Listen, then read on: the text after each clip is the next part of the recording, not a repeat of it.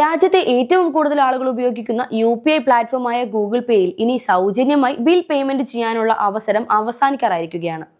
ഇനി bill പേയ്മെന്റുകൾക്ക് convenience ഫീ വരുന്നു. Debit, credit കാർഡുകൾ ഉപയോഗിച്ചുള്ള യൂട്ടിലിറ്റി ബിൽ പേയ്മെന്റുകൾക്കാണ് അധിക പണം നൽകേണ്ടി വരിക. ഇടപാട് മൂല്യത്തിന്റെ 0.5% മുതൽ 1% വരെയുള്ള ഫീസും ബാധകമായ ചരക്ക് സേവന നികുതിയുമാണ് ഗൂഗിൾ പേ വഴിയുള്ള ബിൽ പേയ്മെന്റുകൾക്ക് ഈടാക്കുക. ഇതിനൊപ്പം GSTയും നൽകേണ്ടി വരും.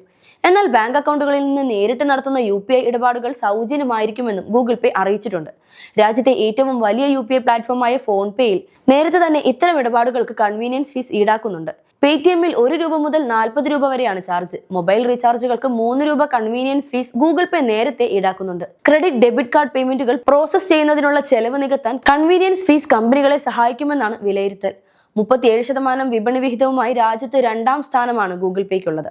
ജനുവരി മാസം 8.26 ലക്ഷം കോടി രൂപയുടെ UPI ഇടപാടുകളാണ് ഗൂഗിൾ പേയിൽ നടന്നത്. ഒന്നാമത് ഫോൺ പേ ആണ്. UPIയുടെ ജനപ്രീതിക്കിടയിലും വരുമാനമുണ്ടാക്കുന്നതിൽ ഫിൻടെക് കമ്പനികൾ വലിയ വെല്ലുവിളി നേരിടുന്നുണ്ട്. PwCയുടെ അനാലിസിസ് അനുസരിച്ച് വ്യക്തികളും മെർച്ചന്റും തമ്മിലുള്ള ഇടപാട് പ്രോസസ് ചെയ്യുന്നത് തുകയുടെ 0.25% ചെലവ് കമ്പനികൾക്കുണ്ട്. 2024 സാമ്പത്തിക വർഷത്തിൽ 12,000 കോടി രൂപയാണ് UPI ഇടപാട് പ്രോസസ് ചെയ്യുന്നതിന് കമ്പനികൾ ചെലവാക്കിയത്.